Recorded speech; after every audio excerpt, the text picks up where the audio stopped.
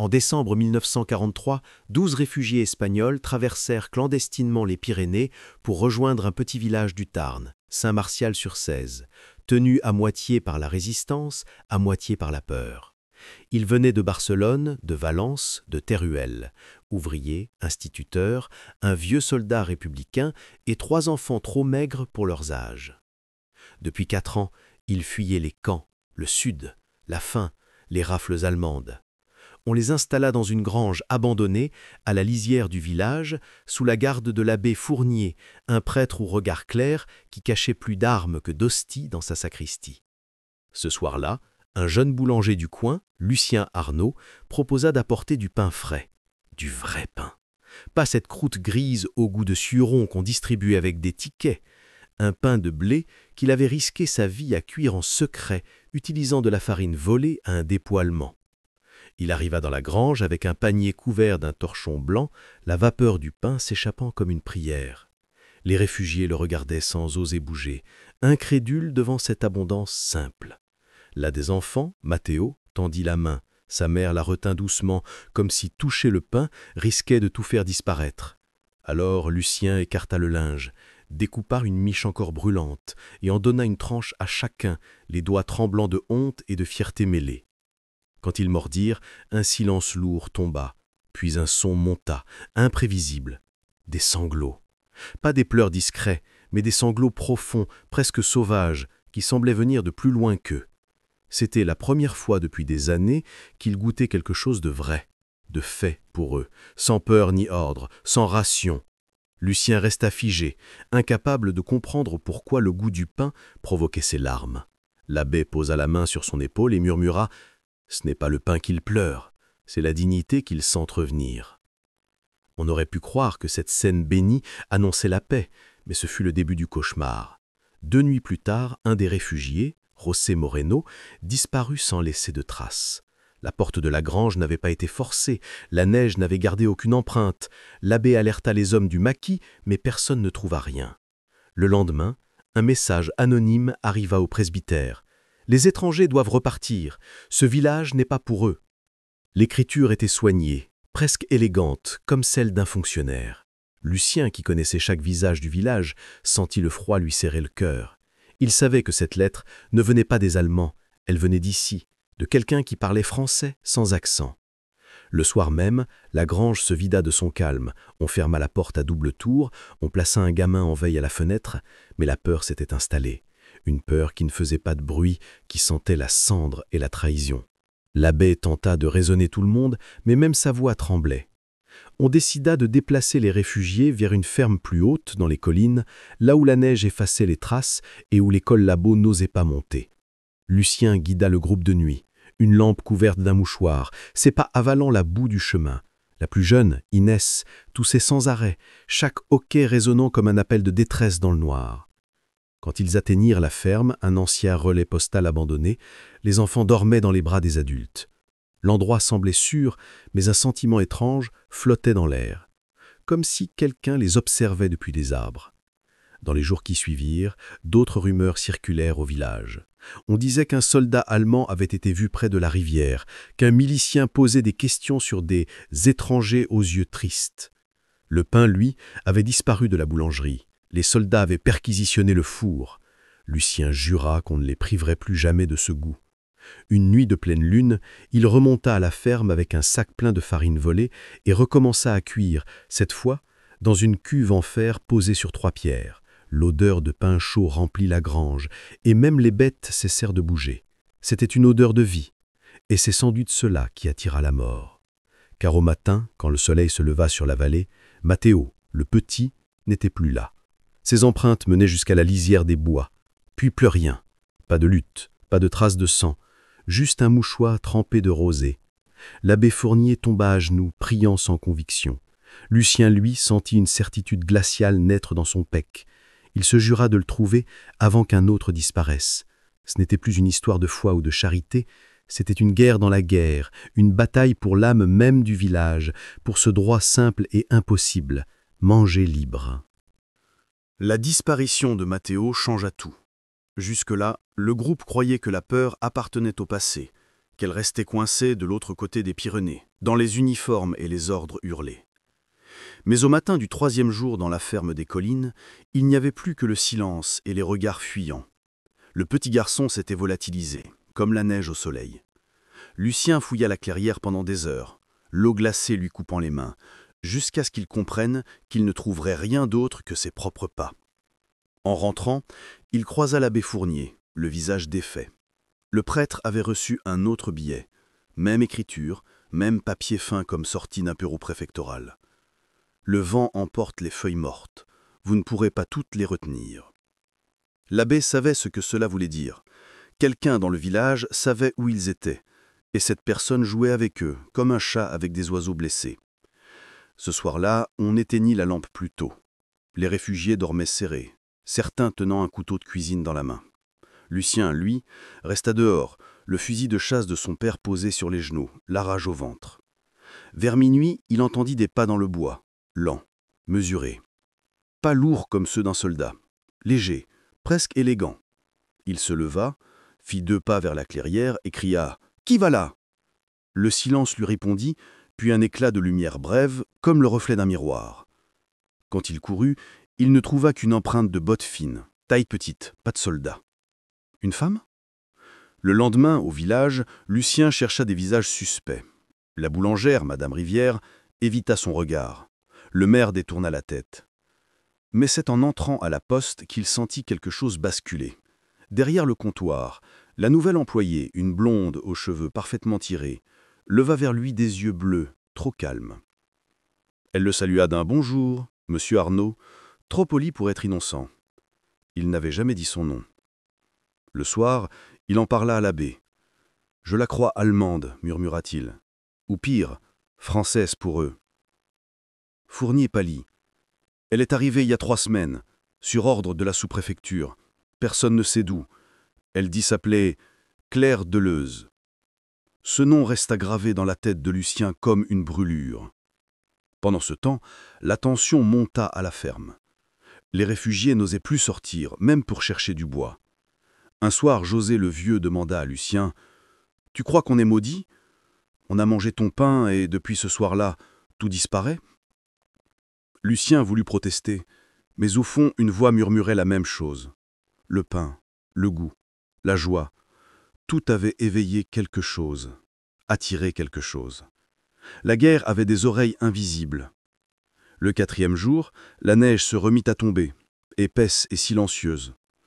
Lucien monta seul au hameau voisin pour chercher du sel et du lait. Sur le chemin du retour, il vit une silhouette immobile au bord du ravin, un homme en manteau long, chapeau sombre, tenant une lampe couverte. L'homme leva la main sans un mot, comme pour saluer, puis tourna les talons et disparut entre les arbres.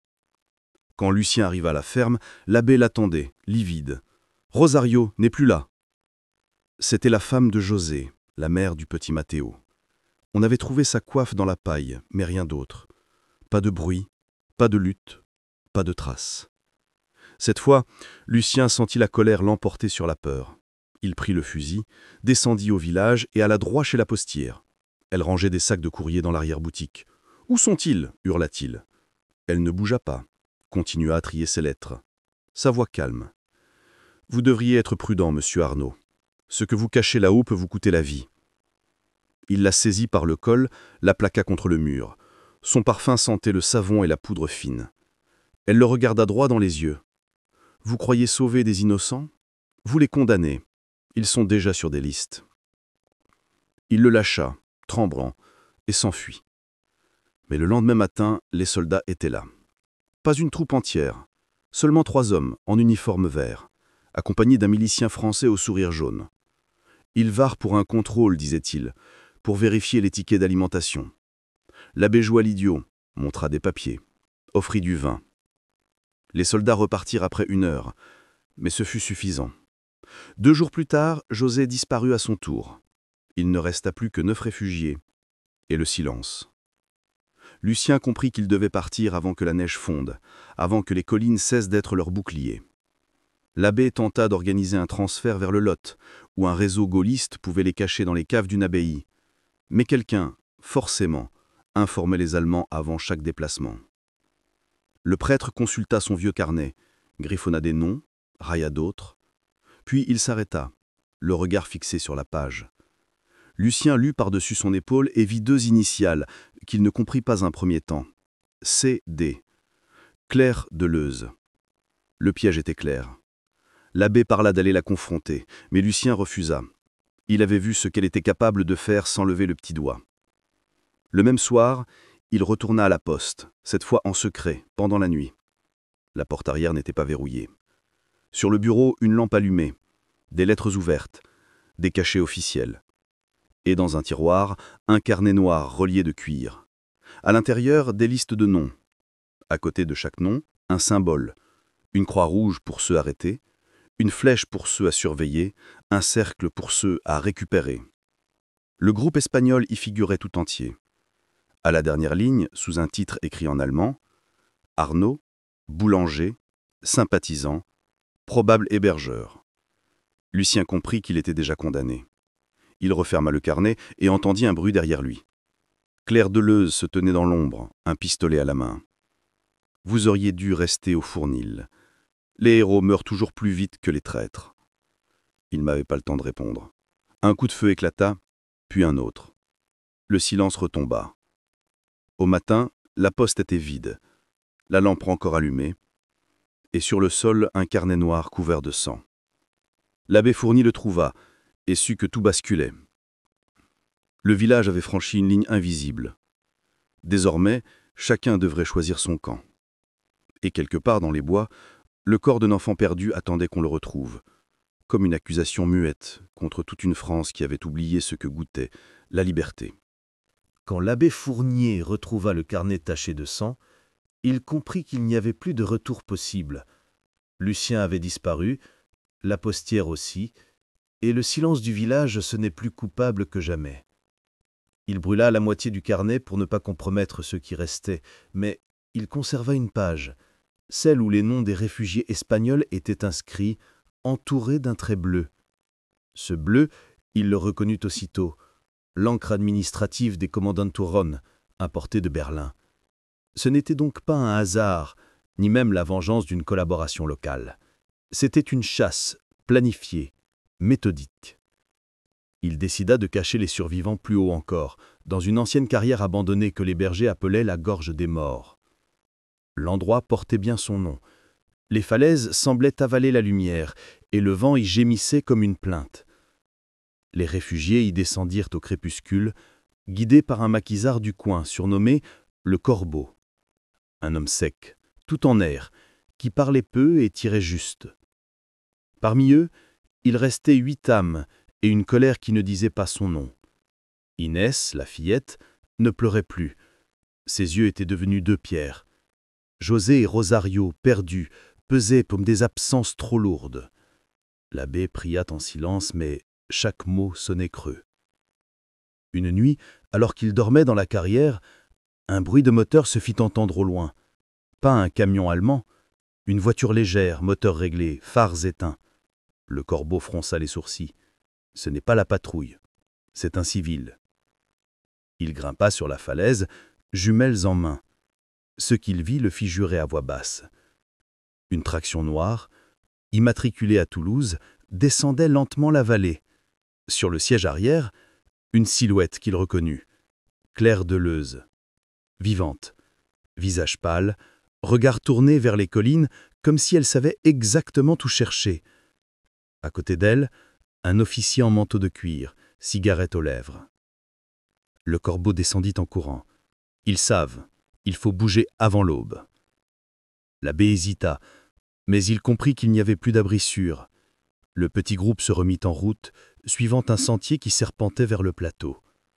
À chaque pas, la neige crissait comme du papier qu'on froisse. Derrière eux, le bruit du moteur s'éloigna, puis revint, plus proche. À un détour du chemin, une fusée éclairante monta dans le ciel et transforma la forêt en décor de cauchemar. Les ombres devinrent des fantômes, les visages des masques. Des voix allemandes crièrent « Halt ! Hände hoch !» Le Corbeau hurla « Courez !» et tira 3 coups de feu. Le vacarme des balles rebondit contre les rochers. Les réfugiés s'éparpillèrent dans la forêt, emportant les enfants. Inès trébucha. L'abbé la releva. Le souffle court. Une rafale faucha les branches au-dessus d'eux. Puis le silence. Le corbeau était tombé, une balle dans la poitrine, mais son dernier tir avait touché le pneu de la traction. Le véhicule glissa sur la neige et se renversa dans un fracas de verre. L'abbé, haletant, entraîna les survivants dans une vieille bergerie à demi effondrée. Là, ils se recroquevillèrent jusqu'à l'aube. Quand le jour se leva, les Allemands avaient disparu, emportant leurs morts et leurs blessés. Sur la route, il ne restait qu'un gant féminin et une empreinte de talon. Claire Deleuze n'était pas morte. Le lendemain, un message circula à la radio de Londres. Le réseau Garonne a subi des pertes. Un groupe de réfugiés étrangers traqués par la Gestapo doit être exfiltré vers Cahors. L'abbé comprit qu'il n'était plus seul. Quelque part, quelqu'un écoutait. Il envoya un messager, un gamin du village, porteur d'un mot codé. Le pain est rompu. Cette phrase devait signifier « le réseau est infiltré ». Mais avant que la réponse n'arrive, deux nouveaux disparurent, une femme et son frère. Le soir, l'abbé fouilla leurs affaires et trouva un mot griffonné. On ne voulait pas mourir ici. Peu à peu, la peur devint habitude.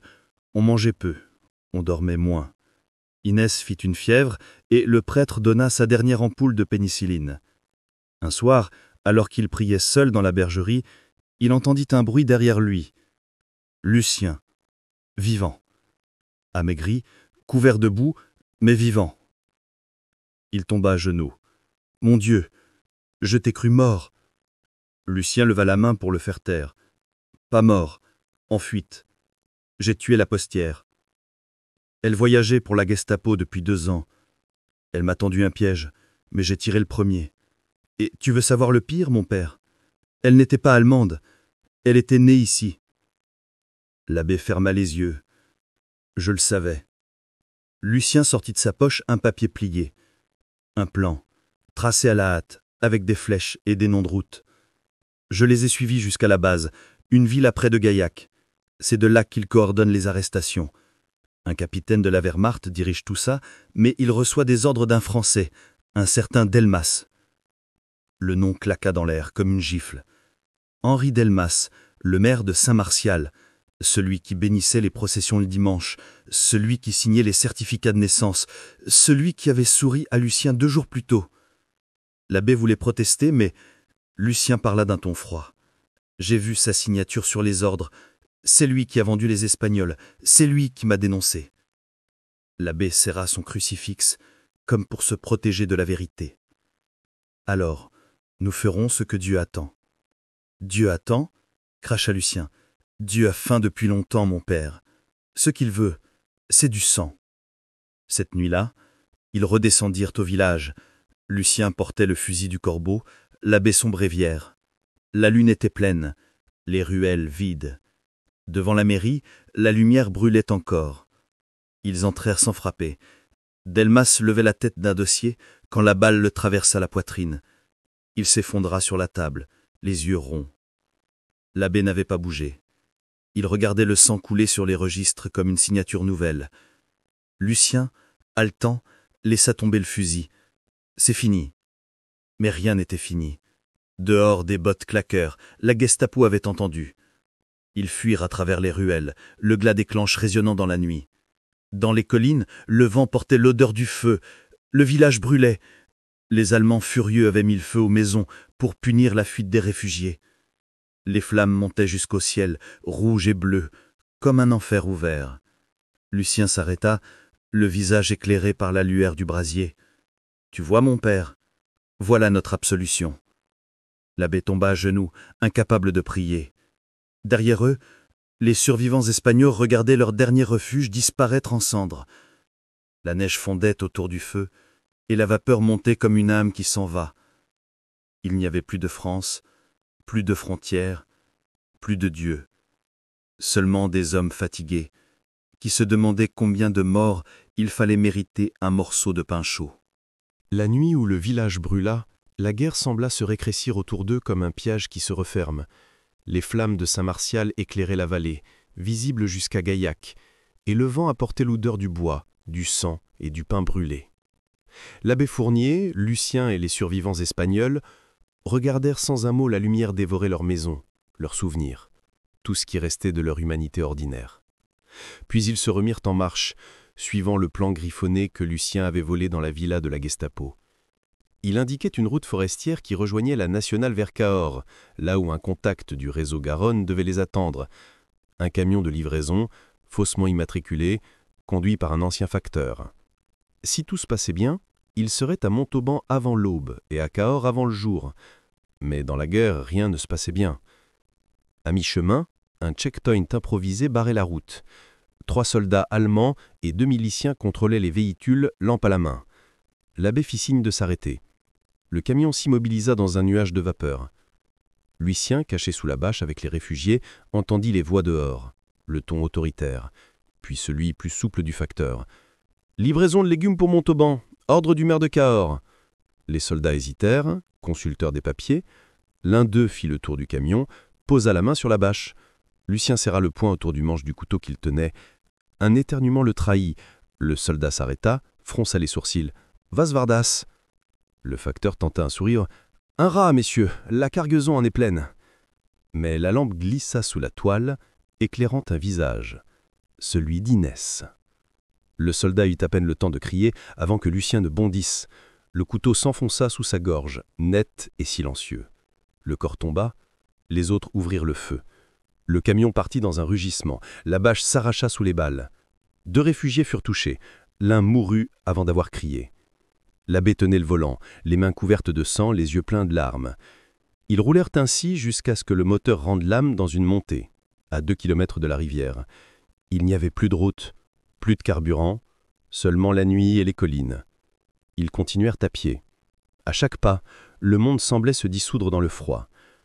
Inès, exténuée, marchait sans parler, les joues creusées par la fièvre.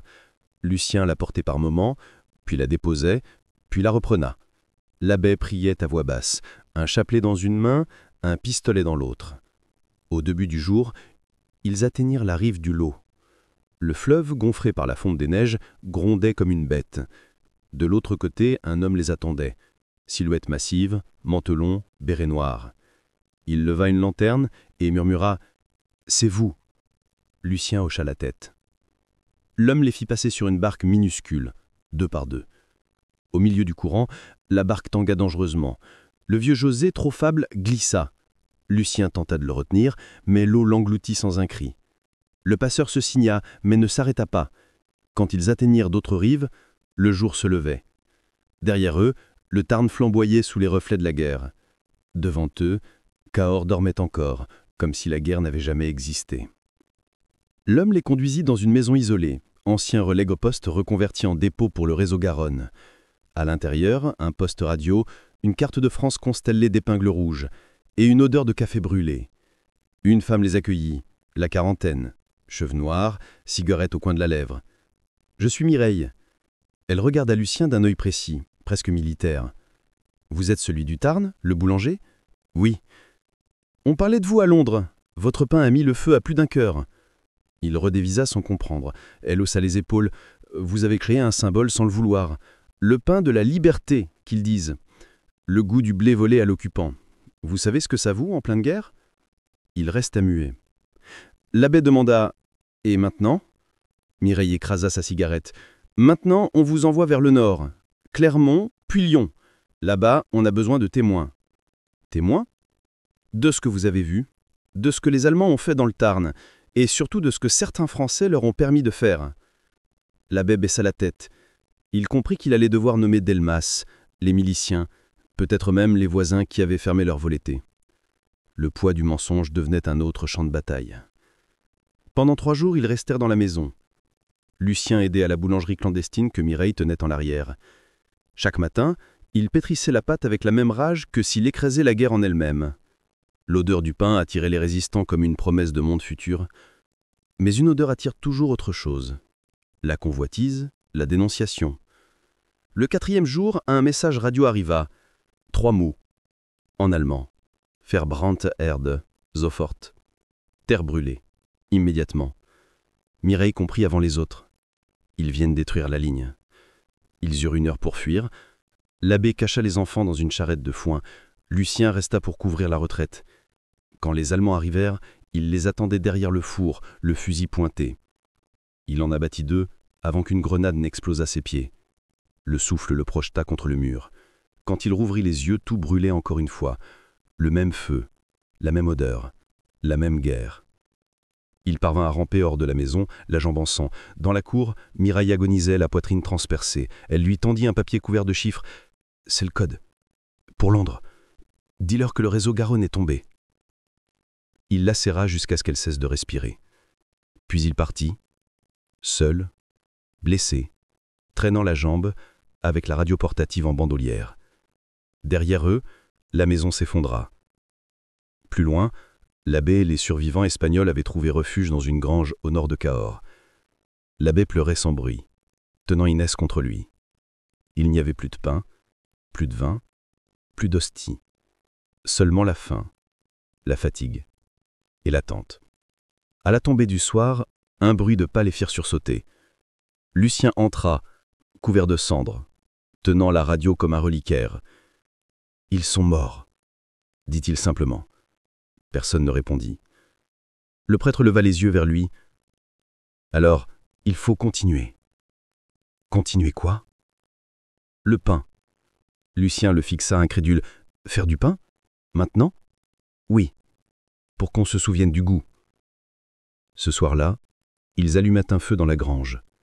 Avec la dernière farine, ils pétrirent en silence. L'abbé bénit la pâte, les mains tremblantes. Quand le pain sortit du feu, craquant et doré, tous pleurèrent.